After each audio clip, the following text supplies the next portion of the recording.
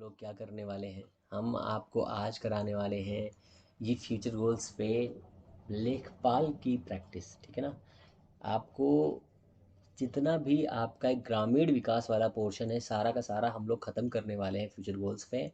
आपको सिर्फ और सिर्फ हमारे साथ बने रहना है, और अगर चीज़ें पसंद आए तो चैनल को लाइक करना है, शेयर करना है और सब्सक्राइब करना है। ठीक है ना। तो हम लोग आज करेंगे प्रैक्टिस 1, जो आपके पहले चैप्टर से है, जिसका नाम है ग्रामीण विकास भारतीय संदर्भ में।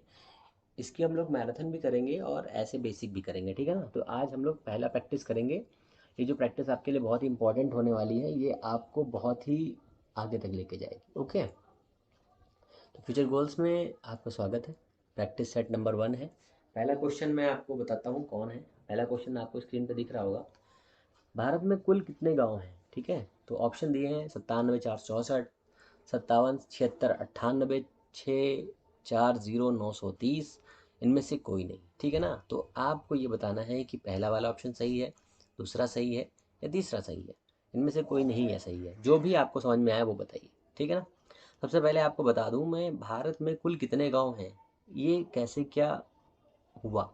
तो 2011 की जनगणना हुई। जनगणना में बताया गया कि भारत में कुल गांवों की संख्या कितनी है? 640,930। 640,930 आपको ऐसे ही याद रखना। 2-3 बार आप क्लास देखेंगे, इसी में आपका ये हो जाएगा। फिर उसके बाद बताया गया कि ग्रामीण जनसंख्या कितनी है। 2011 की जनगणना के अनुसार इसको आप याद रखना है। ठीक है ना। ग्रामीण जनसंख्या कितनी है? 6.6% है। ठीक है ना। ये आपको याद रखना है। किसके अनुसार है ये भी याद रखिए, ये वर्ल्ड बैंक के, ठीक है, वर्ल्ड बैंक के अकॉर्डिंग है। ठीक है ना। कब की उसके अकॉर्डिंग है? तो 2018 के अकॉर्डिंग। 2018 2018 के अकॉर्डिंग ये आपको कुछ चीज़ें याद रखनी है। ओके। 2018 अकॉर्डिंग ये वाला। तो आपको ये इसमें से याद रखना है। एक चीज़ और याद रखना है कि कितने प्रतिशत लोग गांव में रहते हैं। 70% लोग गांव में रहते हैं। तो आपकी मैं यही जो पीडीएफ मैं आपको पढ़ा रहा हूँ, यही सेम टू सेम यही पीडीएफ मैं आपको इस टेलीग्राम पे डाल दूंगा। आप टेलीग्राम से इसको डाउनलोड कर सकते हैं। ओके। फिर नेक्स्ट क्वेश्चन पे हम लोग चलते हैं। ज़्यादा हम लोग टाइम नहीं लेंगे, फटाफट पढ़ेंगे क्योंकि टाइम बहुत कम है। इसमें लिखा हुआ है, दूसरा क्वेश्चन है, किस विद्वान ने ग्रामीण समुदाय को लघु समुदाय की संज्ञा दी है? ठीक है, ये आपका क्वेश्चन है। तो पहला ऑप्शन है ब्रुनर ने, हेराल्ड लॉकी ने, लॉकी वही आपका मॉरल वाला, रॉबर्ट रेडफील्ड ने, या लारी नेल्सन से।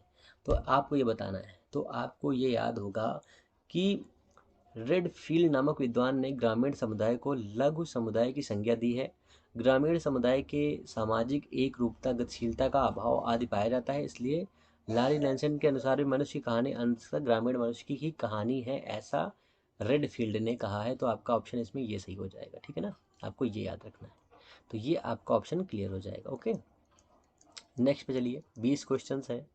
उपनगरीय ग्राम वह ग्राम है जहाँ, ठीक है, ग्रामीण तथा नगरीय संस्कृति मिलती है। पहला ऑप्शन। दूसरा दिया है बड़े, इसको मैं साफ कर देता हूँ नहीं तो आप कंफ्यूज हो जाएंगे। हाँ, ओहो ये क्या लगा दी मैंने, इरेजर। ठीक है। दूसरा क्या है आपका? बड़े उद्योग स्थापित होते हैं, कृषि योग्य भूमि का अभाव होता है, केवल शिल्पकार। कुछ क्वेश्चन ऐसे होंगे जो आपको देखते ही आ जाएंगे। ठीक है ना। तो उसमें आपका ऑप्शन ही सही हो जाएगा। ठीक है ना। कुछ क्वेश्चन तो बहुत ही सिंपल से होते हैं।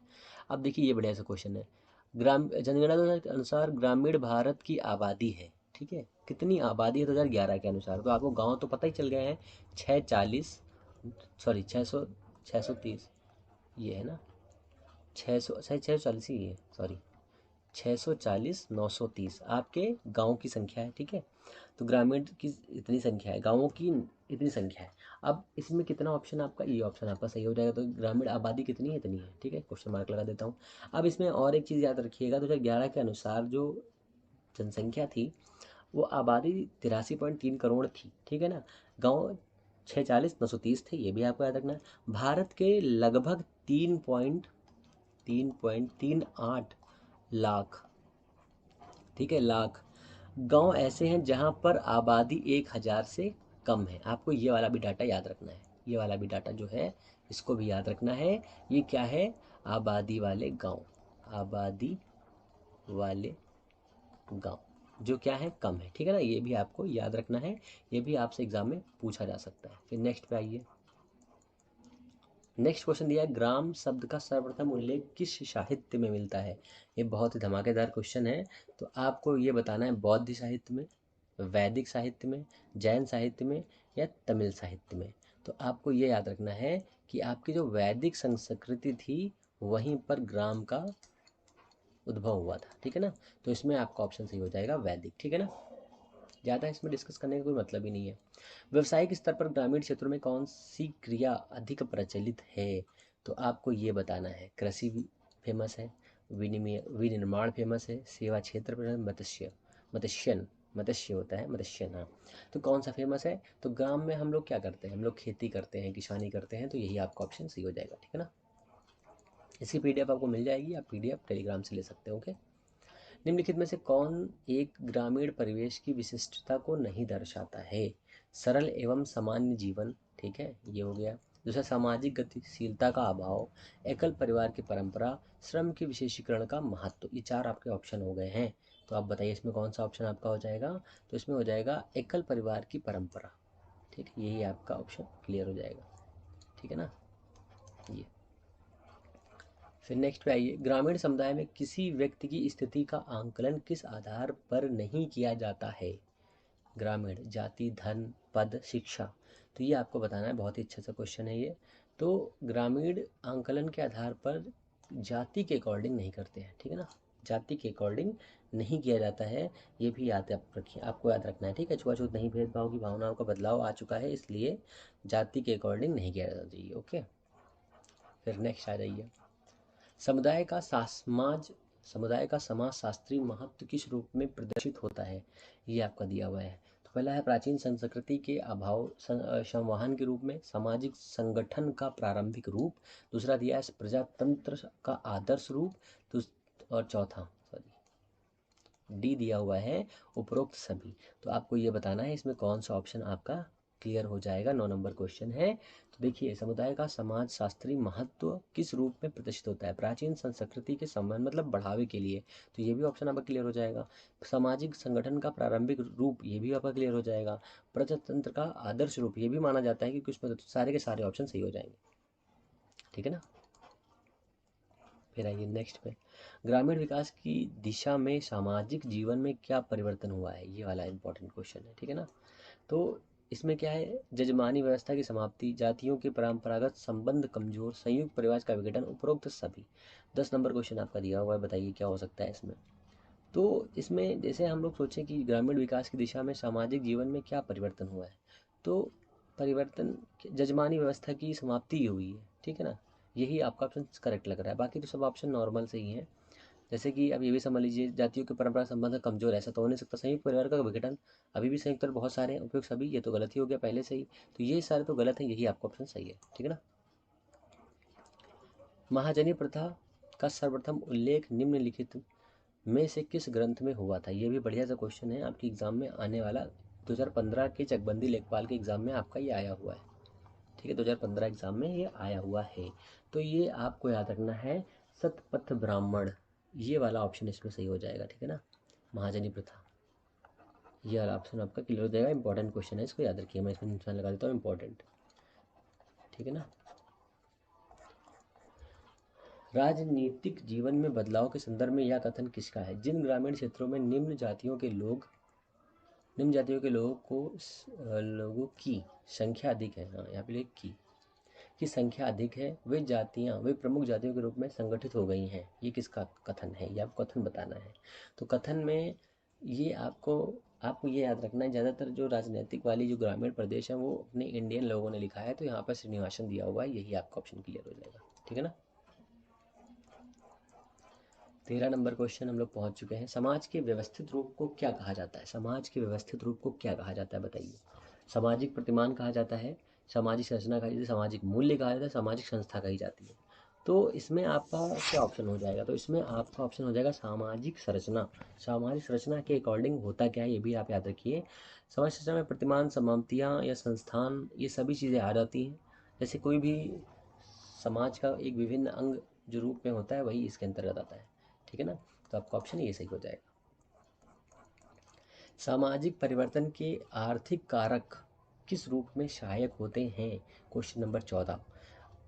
अंतर जातीय विवाह, प्रेम विवाह, सामाजिक विघटन, ये सभी। ये क्वेश्चन तो आपको हमेशा भर के लिए याद रहेगा, क्योंकि इसमें जो आया है प्रेम विवाह, लव मैरिज। लव मैरिज ही तो आज के ज़माने की मांग है, पर लोग ऐसा करते ही नहीं हैं।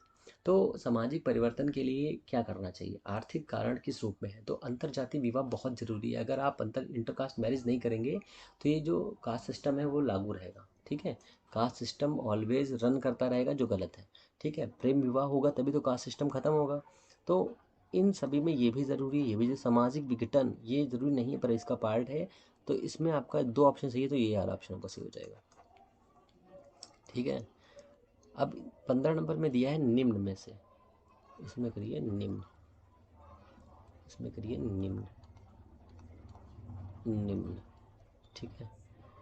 निम्न में से कौन सामाजिक परिवर्तन का कारक नहीं है, राजनीतिक कारक, सूचना प्रौद्योगिकी, सामाजिक गतिशीलता, मनोवैज्ञानिकता। तो ये आपको बताना है, 15 नंबर का क्वेश्चन दिया हुआ है। तो इसमें आपका क्या हो सकता है, राजनीतिक कारण। निम्न में से सामाजिक परिवर्तन राजनीतिक कारण कैसे हो सकता है, ये भी नहीं होगा। योजना, इससे भी नहीं हो सकता। तो आपका ऑप्शन क्या बचा, आपका ऑप्शन बचा कौन सा बताइए। तो आपका ऑप्शन बचा है अब सामाजिक, सामाजिक गतिशीलता, यही आपका ऑप्शन बचा है, तो यही आपका ऑप्शन हो जाएगा, ठीक है ना। फिर दिया है 16 नंबर, ये टाइपर महोदय हमारे। 16 नंबर दिया हुआ है आपका क्वेश्चन, परिवार के, यहाँ लिखना है परिवार के,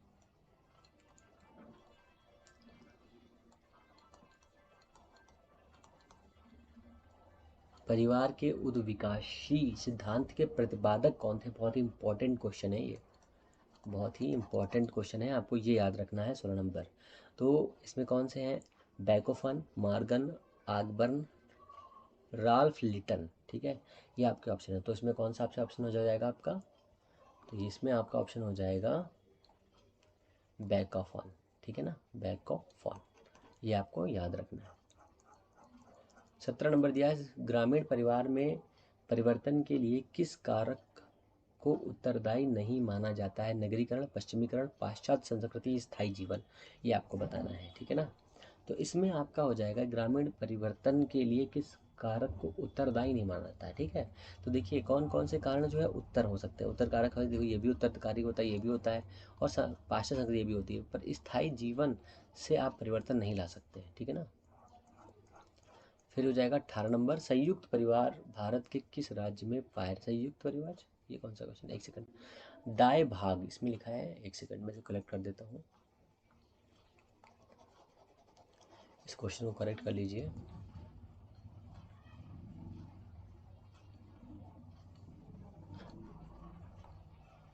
यहाँ लिखना है दाएं भाग, दाएं भाग, दाएं भाग संयुक्त परिवार किस राज्य में पाए जाते हैं, दाएं भाग संयुक्त परिवार किस राज्य में पाए जाते हैं, बंगाल, हरियाणा, आंध्र प्रदेश, उत्तराखंड, ये आपको बताना है। तो ये टाइप के जो भी परिवार होते हैं वो कहाँ पाए जाते हैं, तो वो पाए जाते हैं आपके पश्चिम बंगाल में, ठीक है, बंगाल साइड में। अच्छा, ये होते क्या है परिवार, ये भी समझ लीजिए। ऐसे परिवार होते हैं, और ये और भी कहाँ पाए जाते हैं, असम में भी पाए जाते हैं, असम में भी ये परिवार पाए जाते हैं, असम में भी ये परिवार पाए जाते हैं। इस परिवार के पुत्र को संपत्ति पर अधिकार पिता के मरने के पश्चात ही प्राप्त होता है, पिता के जीवित रहते पुत्र की संपत्ति मांगने पर अधिकार नहीं होता है, ये इसका मतलब होता है दायभाग परिवार, ठीक है ना। तो ये आपको समझना, ये असम में भी पाया जाता है, असम में, असम में भी यही परिवार पाया जाता है, यही परिवार पाया जाता, ठीक है ना। अच्छा नेक्स्ट चलिए, पश्चिमीकरण के प्रभाव से भारतीय समाज में विवाह की कौन सी प्रवृत्ति कम हुई है, देखो क्या लिखा है, ओहो काम हुई है, ठीक है, कम हुई है। तो विधवा पुनर्विवाह, प्रेम विवाह, अंतर्जातीय विवाह या बाल विवाह, चार ऑप्शन दिए हुए हैं, बताइए कौन सा हो सकता है।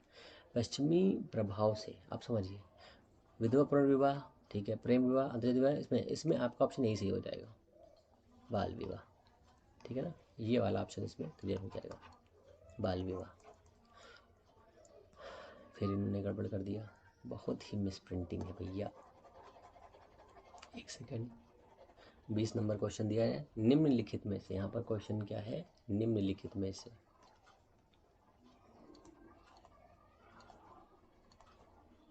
निम्नलिखित में से कौन आधुनिकीकरण की विशेषता नहीं है, ठीक है ना, ये आपको बताना है। तो इसमें क्या है, सामाजिक विभेदीकरण, परंपरागत का बढ़ावा, सामाजिक गत्यात्मकता, सामाजिक संरचना में बदलाव, ये आपको बताना है। तो इसमें आपका ऑप्शन हो जाएगा परंपरावाद को बढ़ावा, ये आपका आंसर हो जाएगा करेक्ट।